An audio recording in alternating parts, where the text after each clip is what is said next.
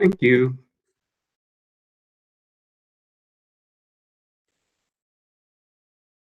Okay, that was a quick 20 seconds. Go ahead. Thank you. Good morning, everybody, and welcome. My name is Steve Trumper, and I'm the CEO of Creatio. As you may be aware, Creatio is the city's innovative new real estate agency, and our mandate is to provide a strategic planning focus to the city's very large real estate portfolio. I'm very pleased to be here today with my fellow panelists to announce a terrific new city building project. In our view, this represents a true collaboration between Creatio and a great number of city divisions and agencies, and I'd like to particularly acknowledge the support and cooperation we've received from Toronto Fire Services in bringing this project forward. At this point, I'd like to turn the virtual mic over to Mayor John Tory and have him tell you a little bit more about this exciting project. Mr. Mayor?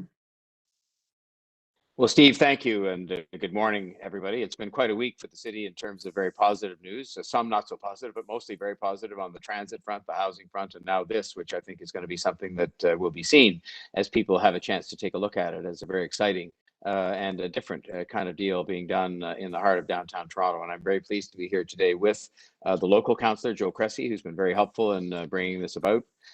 With Deputy Mayor Anna Bailão, who is a member of the board of directors of Creatio, and of course with Steve Trumper, the CEO of Creatio. And it's a chance for us to project that will happen on two city-owned properties, 260 Adelaide Street West, which is currently home to fire station number 332, and 229 Richmond Street West, which currently operates as a surface parking lot slash temporary patio. But it's as you'll hear from going through the chronology of this event, is something that is owned by the city, having been acquired fairly recently. And the acquisition and the existence of the fire station on the property that it does gave us a unique opportunity to do something outside the box and to think about city planning differently.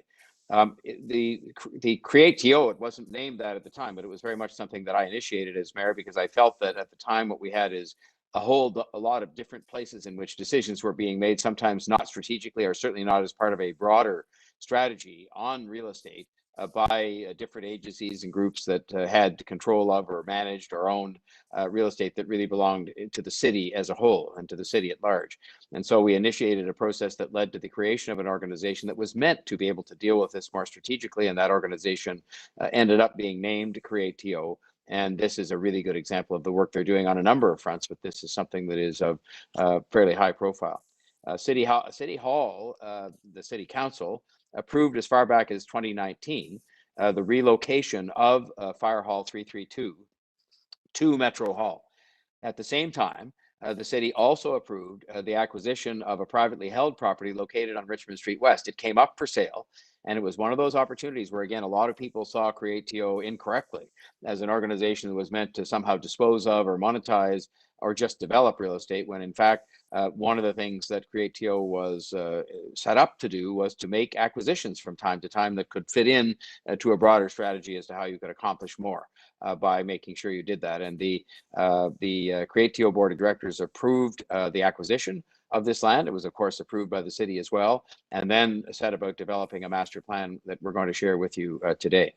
Creatio did work with a bunch of divisions. Steve has mentioned in particular, of course, the Toronto Fire Service, which was instrumental in making this happen, but it also included the paramedic services, children's services, the parking authority, city planning, parks, forestry and recreation, city real estate management, the housing secretariat. I mean, it really was a citywide whole of government effort, which is the way this was intended to work, that you could look at this from the standpoint of the whole of government and the benefit to the city as a whole. And they developed a business case that would give us a significant city building opportunity on business-like terms.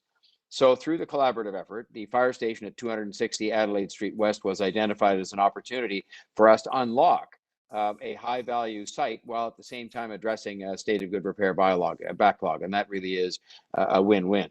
So the project will see the relocation of Fire Station 332 into the south-facing podium of Metro Hall. And this new modern facility, because of the overall transaction, will be able to be put in place at no cost to the Toronto Fire Service. The move will then free up, of course, the Adelaide Street site, presently where Fire Station 332 is located, for redevelopment. And this is precisely Create TO's mission, to unlock opportunities and to look at city building differently from a citywide lens involving a whole bunch of different city entities. So the approach ensures that multiple parts of the city services are included in these new projects as they are contemplated and then built. So this won't just be a new building that's involved here on the Adelaide Street site that houses as well a new EMS facility. It will include affordable housing. It will include parkland. I think that's something very significant in the context of the heart of downtown Toronto and an area of very intensive residential and commercial development. We are taking a surface level parking lot, which if you go and look at it is how it exists today. It does have some tables on it for use when the beloved patio season comes, but we are turning that into a new relocated state-of-the-art fire station and a new paramedics post.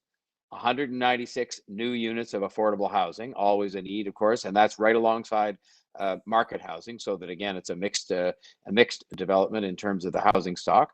A significant park in King Spadina, which is the fastest growing neighborhood in all of North America, not just Toronto and not just Canada, but in North America, and is in need of parkland. An enhanced childcare facility, a 10,000 square foot community space, a below grade parking facility, which is to be operated and funded by the Toronto Parking Authority. And to make this even better, unlocking the capital at Adelaide Street will fund the majority of this work, including a portion of the acquisition cost of the Richmond Street property, which will be at the very heart of the parks and some of the other amenities that we've talked about this morning. Prior to the formation of Create TO, one of two things would have probably happened. First, the existing fire station, which is at the end of its natural life, might have just been torn down and rebuilt with a new fire station right on that site without regard to other strategic opportunities and to what was best value for the city and other opportunities to do things like parks. Or the site would have just been sold for the highest price to somebody and developed, and that would have been that. And the opportunity to really put together a package like we're doing today of things that are going to be of immense benefit on a whole bunch of fronts across city life would have been missed out. But that wasn't what happened here. And that is because of the existence of Create TO and its leadership, because of the leadership of Councillor Cressy and others, and because I was determined that each time these kinds of things come up, that we make sure that 2 and 2 equals way more than 4. And that is, I think, something that we've achieved through this deal. This is an example of Create TO's whole of government approach to doing this. Relocating the fire station into the south-facing podium of Metro Hall provides a creative and innovative solution as to how we can modernize Toronto Fire Services in the downtown area. Metro Hall's 2-story base building currently houses a number of users, including Toronto Employment and Social Services, Children's Services, the Office of Partnerships, and a space occupied by the YMCA under the lease with the city. And now what we have done, again, through the efforts of Create TO and all the things they can do with access to all the resources they have and a visibility onto all of our real estate holdings is provide for a relocation of all of these services to make room for the new fire station. So this is good news for everybody involved. I don't think there's anybody that's involved in this that isn't going to have a good experience as a result of this, and that the city as a whole will benefit a great deal. And I want to say that it isn't just about Create TO kind of flexing its muscle or using its new mandate. The city divisions have been extremely cooperative in making this happen, because I think they too understand that 2 and 2 can make much more than 5 in terms of what the city as a whole gets out of this when this project is actually executed. This will create affordable housing. So in that sense, that's one of the things that will be exciting for Deputy Mayor Bilo and for me and for Councillor Cressy, all of us. We want to do as much of this as we can everywhere that we can. And I look forward to seeing this project come to fruition. I want to extend my thanks again to Create TO, to its board, to its management, to all the city divisions, but especially, as Steve said, the Toronto Fire Service, because they had the biggest cooperative role to play here in terms of both freeing up their property, as it were, but also being very amenable to moving. And it's got us into a multiple win project that is imaginative, it is sensible, and it's good city building. And that is something to celebrate in a week where there's been quite a few things to celebrate in terms of investment in public transit and new housing initiatives, another one of which is being announced even today. So on that note, I would like to introduce someone who has worked hard on all of our housing initiatives, and everything that has to do with housing she touches and touches in a very positive way, and that is our Deputy Mayor and Councillor Anna Barlow. Thank you, Mayor. I am really excited to join this announcement today. Obviously, as housing advocate and the units and percentage of housing that would be coming out of this project, but also as chair of planning and housing, and as a board member of CREATEO, because I think this is an exciting project for the city that clearly shows when we bring together the different divisions, how we can leverage our assets for city building purposes. And we know that housing affordability is an issue that affects individuals and families in all neighborhoods in our city. And the COVID-19 pandemic has reinforced the fact that if you don't have a safe and affordable place to call your home, nothing else matters. So as you know, increasing the supply of affordable housing is a part of our 2020-2030 Housing Action Plan.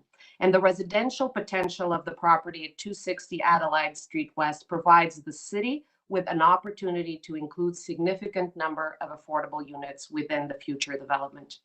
Based on the projections of staff, as the mayor said, we think we can have about 196 affordable housing units in this mixed use project at this location.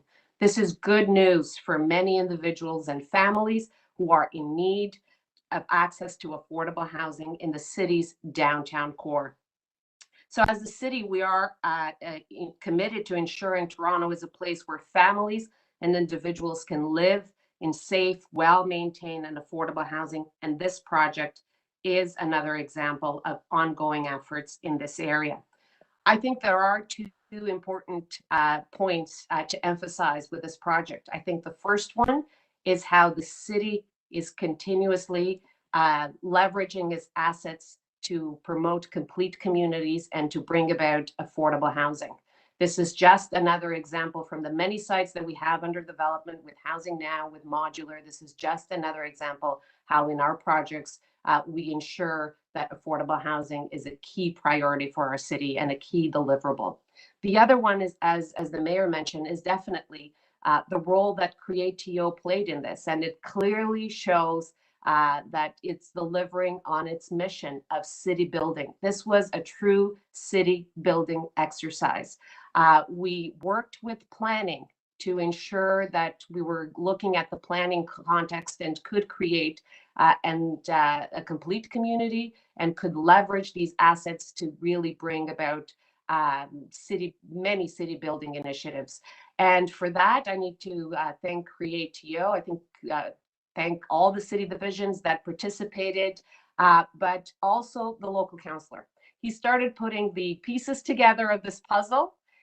He worked with all of us in an extremely collaborative way, innovative way.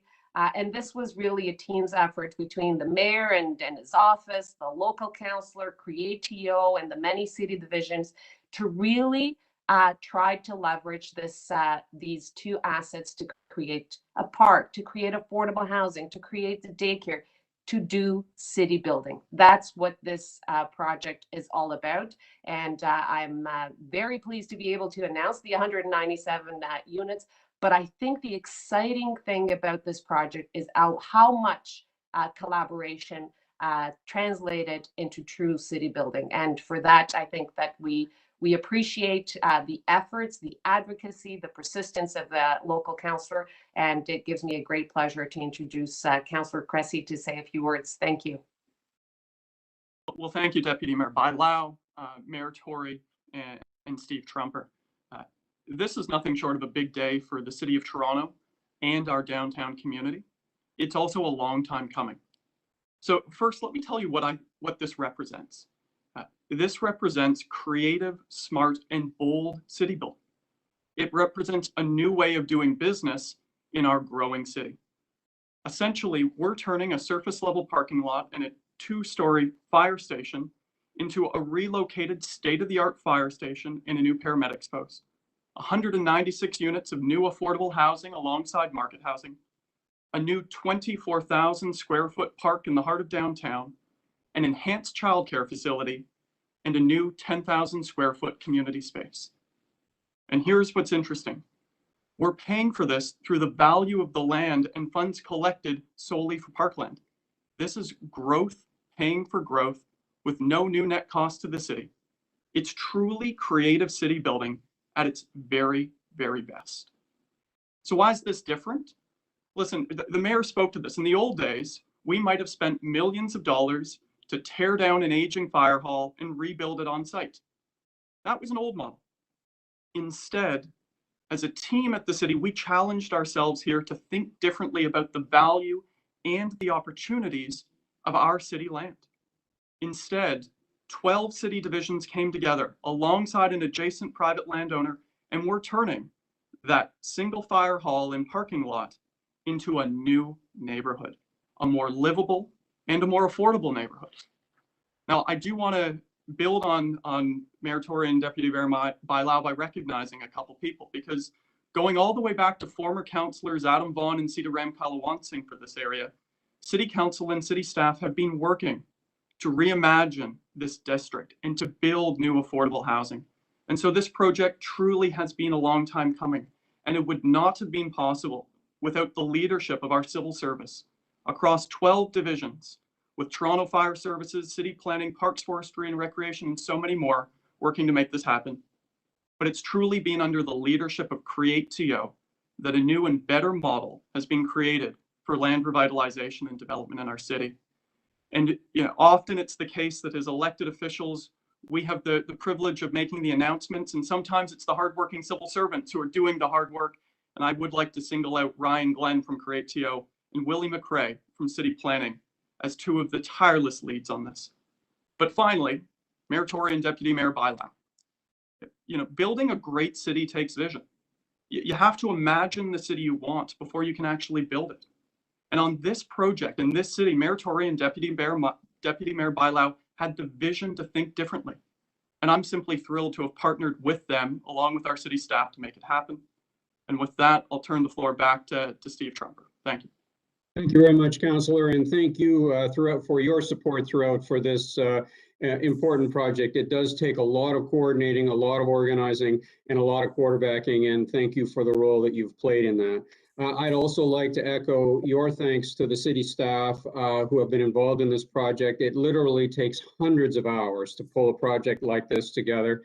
And I'd like to specifically thank all the staff who've worked on it and will continue to work on it in the coming months and years. I'd also like to thank our development partner and neighbor, Center Court, for their assistance in bringing this project to the point where it is today. We're very excited at Create TO to be bringing this project forward to you today and to take a leadership role in hopefully bringing it to fruition so we can all be at the ribbon cutting a number of years from now. We'd be pleased to take questions from the media now. Thank you, Stephen. Before we're going to begin the media Q&A, we just got a few photos to show you of what the project will look like. And they will be in the news release as well for the media who are on the line.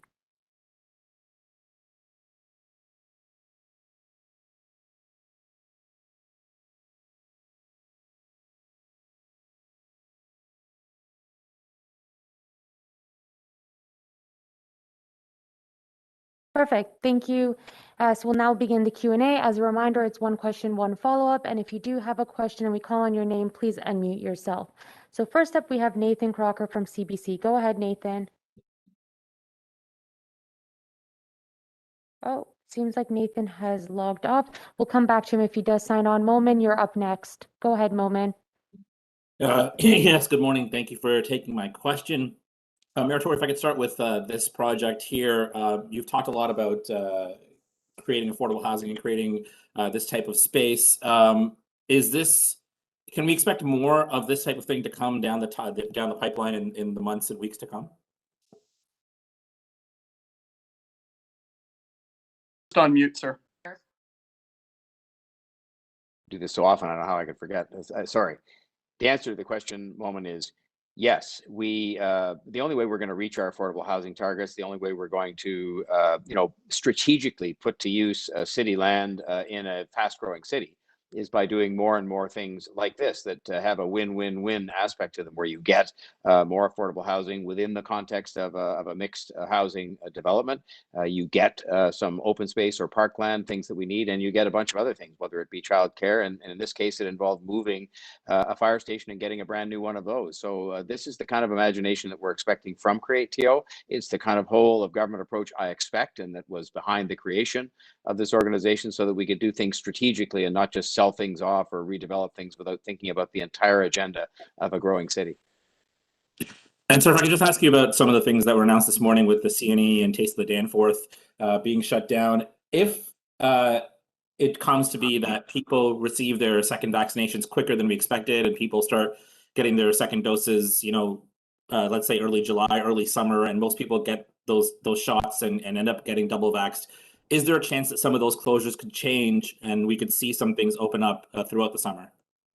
I think there's a chance that anything like that could happen, but I would say it's unlikely, only because a lot of the impetus for making these decisions now came from the organizations that told us they needed timely decisions to be made by them and by us with respect to contracts that had to be signed, people that would be hired or not, and this kind of thing. And that, events of this kind, one of the reasons they're a challenge for us is because they do involve thousands and sometimes millions of people. But that's precisely why as well you need contracts to be signed and people to be hired.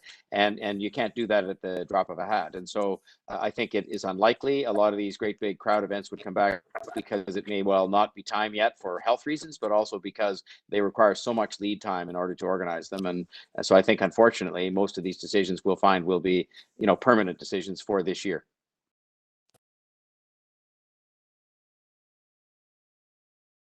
Thank you, Moment. Next up, we have Jennifer Pagliaro from the Star. Go ahead. Morning, everyone. I just wanted to start by asking about sort of the difficulty that arises in creating this downtown park space, given the LPAT decision about rail deck and the amount of time that went into actually creating the space for this site. When you zoom out, you see there's Grange Park and David Picot Square, but for people moving into the downtown core, which we know is happening rapidly still, there's not a lot of places for them to sit outside on a patch of grass. I'll start, and maybe others want to pick up on this. It's definitely a challenge when you're dealing with the downtown, especially a fast-growing and very desirable downtown like that of the city of Toronto, to find ways in which you can get parkland. This is an example of the kind of creative transaction where, frankly, we could afford to do that. And there's been this misunderstanding created by the decision of an unelected board of people who substituted their judgment for that of the city government, that the city didn't do enough to try to acquire the air rights for Rail Deck Park. Well, we did, and we had it appraised, and we sat at the table and used the appraisal as a basis, which you normally would do, to try and acquire these. And the price that was being asked for was several times the price that we were told. And so what do you do when someone won't budge off that? And so we ended up with this tribunal making the decision it did. But in the end, in this case, we were able to put up the money to buy the land on Richmond Street, which was a wise and sensible acquisition. And that allowed us to develop a master plan that included, and always did from minute number one, a piece of parkland. And so we're going to try and create more of those opportunities, because the fact that that was stated is true. There is not enough parkland now, given the number of people who are moving downtown. And the fact we have all these people living downtown is a huge plus for the city of Toronto. It's a huge plus that attracts people here from around the world, because they want to live in the downtown of a very vibrant, dynamic global city. But we haven't done everything we need to do on parkland, and I'm determined to make sure that we do that. Even if we're thwarted in this particular moment in time with this chapter of Rail Deck Park, we will move forward and get more opportunities like this and others to create parkland and even more of it. If I could expand on that, Mayor, if you don't mind. Jennifer, I think one of the things we've seen, especially as we've dealt with this pandemic, is that parks and public spaces, they're not nice to have. In fact, for a great, livable, vibrant city, they're must-haves. And that's been truly affirmed and demonstrated during COVID. And so as we continue to grow in this booming city of ours, I think this plan in front of us today at Richmond and Adelaide demonstrates the need to be more creative and bold in how we build those livable and affordable neighborhoods, to look at opportunities, whether it's existing city-owned or privately owned parking lots, to look at opportunities like the Bentway underneath the Gardner, to be more creative around how we create those necessary public spaces, but also to not see these conversations as how do you simply build a park? Rather, it's how do you accomplish all your city objectives? How do you build affordable housing? How do you provide the emergency services for a growing city like fire? And how do you provide and create those new parks and open spaces? And that really requires us to think more creatively about the value and opportunity of our land. And that's exactly what Create TO is being brought on board, and frankly is now leading the charge in doing, I think. And can maybe both of you and maybe staff comment on just the financing of it? You know, Councillor Cressy, you talked about this being solely growth, paying for growth. You know, in the past, some of your colleagues and other elected officials have called the Section 42 funds, you know, slush funds that councillors are just pouring money into. But I understand that the value of the parking lot site to be quite expensive, and so it's not as simple as taking the cash in lieu from a single new development and then creating a park. I wonder if you can just speak to having to sort of build up the funds and amass the funds to purchase a site like this.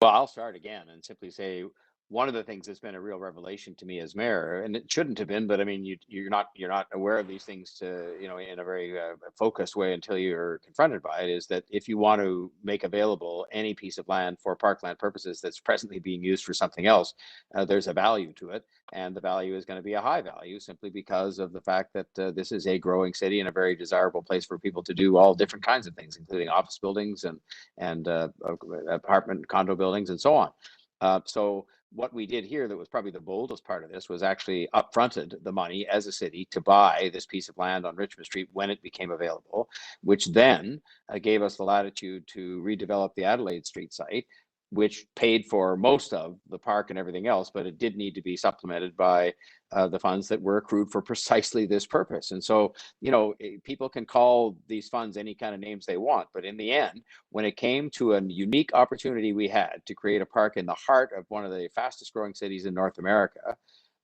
we had the money thanks to the fact there had been that money set aside over time from other growth to actually establish this park, which I'm sure will be well used by the people who live in the very buildings that help to pay for it. And that's the way the system is meant to work. And the only thing we did in this case was to facilitate a lot more happening by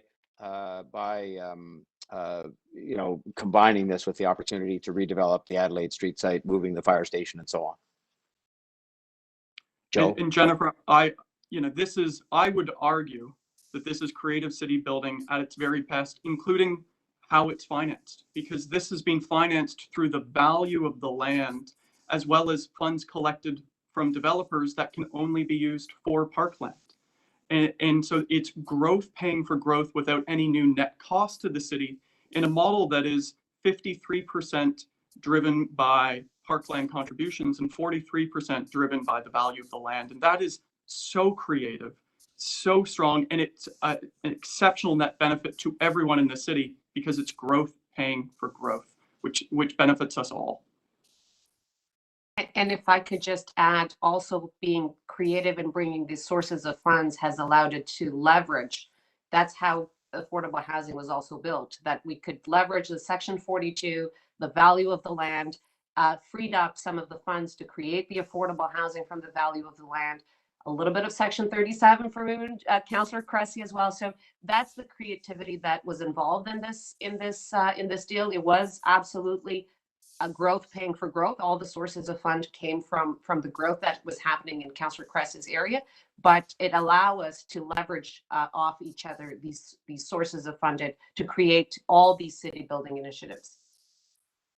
I'll just conclude, because I think everybody said the same thing, which is, to simply put, these the existence of these funds that are sometimes criticized, this deal could not have worked if it wasn't for the ability that Councillor Cressy had and his willingness, because he has a lot to say about it as the local councillor, to put those funds forward for exactly the purpose for which they were intended, which is to produce local benefits in the form of a park, a childcare facility, the affordable housing. I mean, it's a long list of things that we're getting for this, and that's exactly what these funds were intended to be accumulated for and what they're being used to do. But he had to say yes to that. In fact, he did more than say yes. He kind of helped us to lead the charge on this.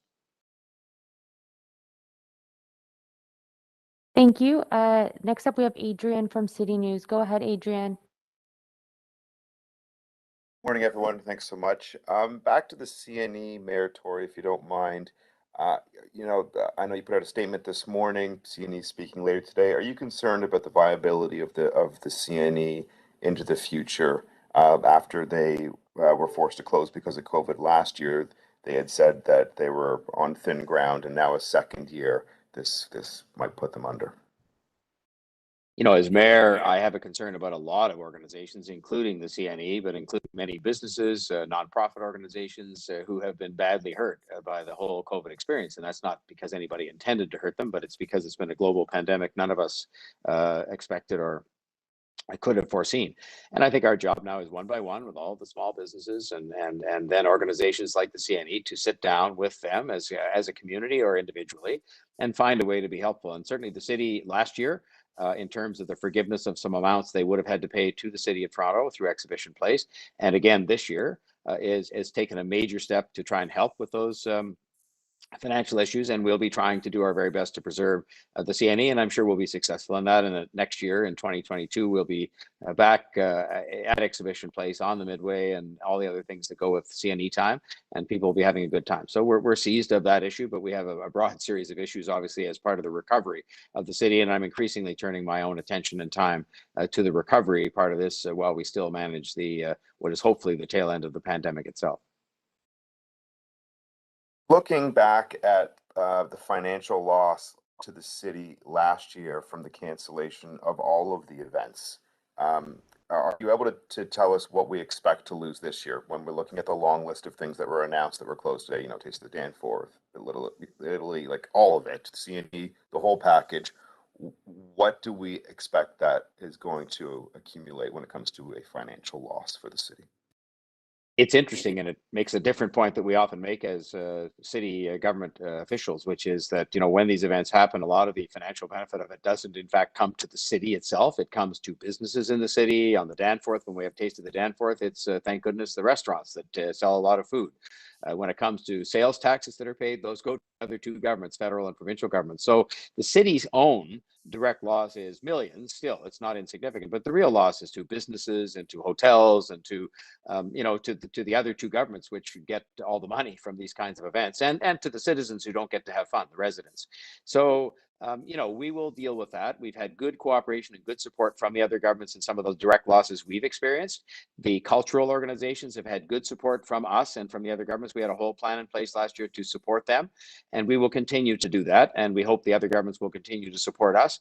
And then the real focus will be on a plan for 2022 that has these events back in full in full form, and the enjoyment that we get from them and the money that goes to the businesses and to the governments that receive the benefit. Thank you, Adrian. And then just last up, we have Kirthana from CBC. Go ahead. Good morning. My question was related to similar to Adrian's question.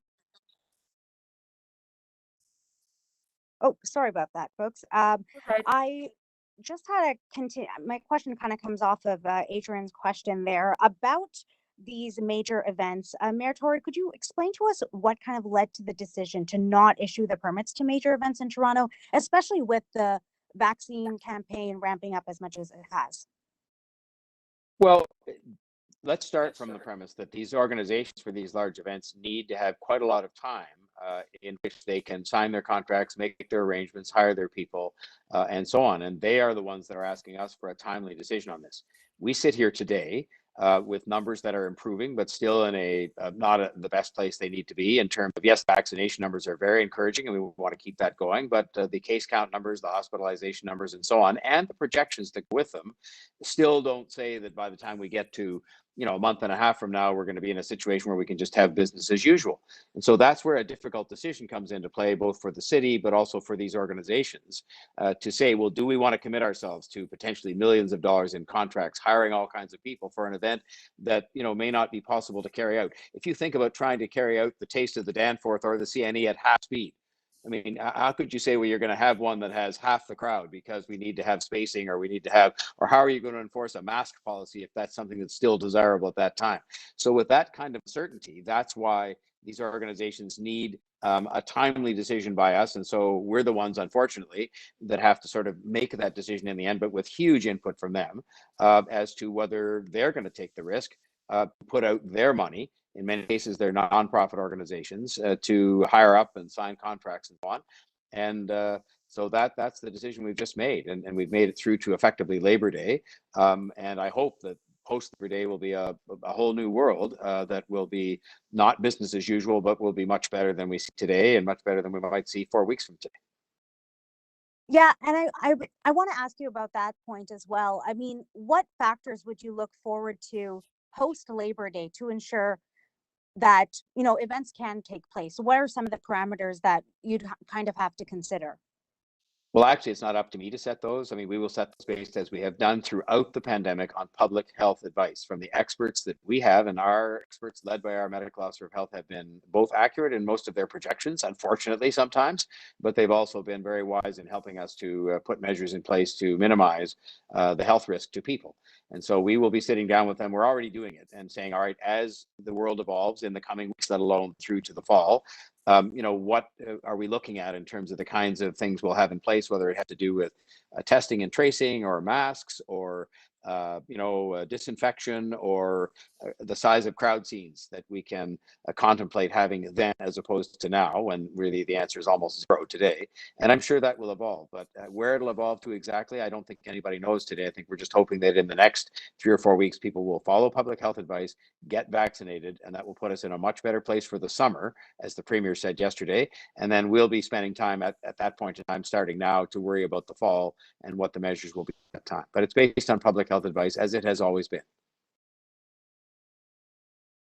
Okay, that's it for today. Thank you, everybody, for joining us. Have a great weekend. Thank you.